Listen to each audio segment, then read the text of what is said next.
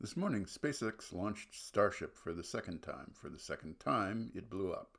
Some progress was evident, but was there enough progress to justify an iteration that took 7 months from the previous launch, while still exhibiting multiple failures that will be challenging to diagnose and mitigate? In other words, is an iterative development process appropriate for building the largest rocket ever? It blew up differently this time. There was arguably less chaos about it.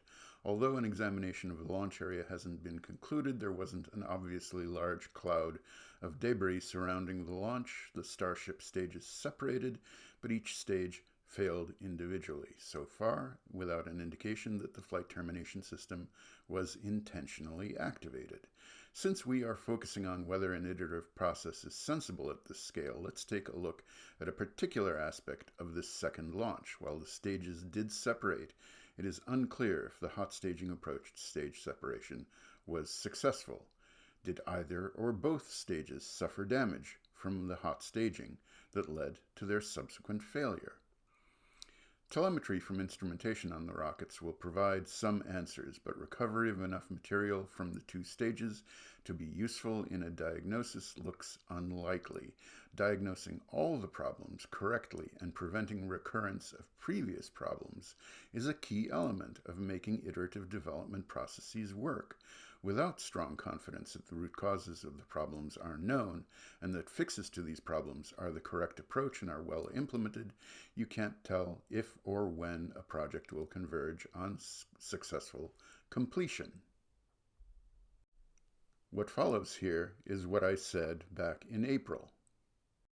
There's a lot to get through, so I'll be reading from and scrolling through a script. My focus here is on project management and a project transitioning from a phase where rapid iterative development yields improvements fast and cheap to a phase where that kind of iteration becomes so much more difficult it jeopardizes the whole project. Now each iteration takes 200 tanker trucks of fuel, 39 rocket engines, and fabricating 85,000 kilograms of steel. What follows is a partial list of what SpaceX needs to fix. 1. Launch mount damage. There's a lot of it. The risk is that some solutions will be ruled out because they take too long to implement. That already happened once after the launch mount was damaged in a test firing. Trying to keep iterations fast is wrong when you already failed to learn from a previous iteration. 2. Damage to buildings, fuel tanks, and vehicles. If tanks and buildings need to be moved, this will increase the time needed for preventing future damage. This illustrates that failing to learn from previous iterations can cause problems getting even bigger. Engine failure on the ground. Starship lifted off with some engines shut down. This could be attributable to debris striking the engines, but it also highlights another possible area of poor decision making. Scrubbing the launch would have limited further debris damage. Engine failure in flight. This adds to the concern that 33 Raptor engines, each 3 times more powerful than the Merlin engines, might be too many, too close together, and too energetic an environment. It is possible that the engines that failed later were damaged at launch, but without recovering the engines, confidence in a root cause is sparse, and the quality of decisions about the next launch is compromised. 5. Engine gimbal control failure. Starship tumbled due to a loss of control over the gimbaled engines. Reports indicate this was due to a loss of the hydraulics controlling the engine gimbal. 6. Damage to the joint between the booster and second stage. This is unconfirmed, but images seem to show that second stage separation might have been compromised by a partial failure of the joint between stages. 7. Damage to heat shield tiles. A popular YouTuber covering SpaceX found a piece of debris on the ground that he said looked like a bracket for attaching heat shield tiles. It is plausible that launch stresses led to the loss of some heat shield tiles.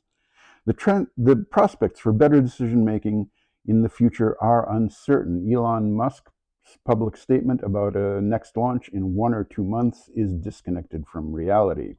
If the way you practice Agile is to require no bad surprises because they are unaffordable in terms of either time or money, that means that your good outcomes are a matter of luck. Between luck and good project management, you only need one or the other.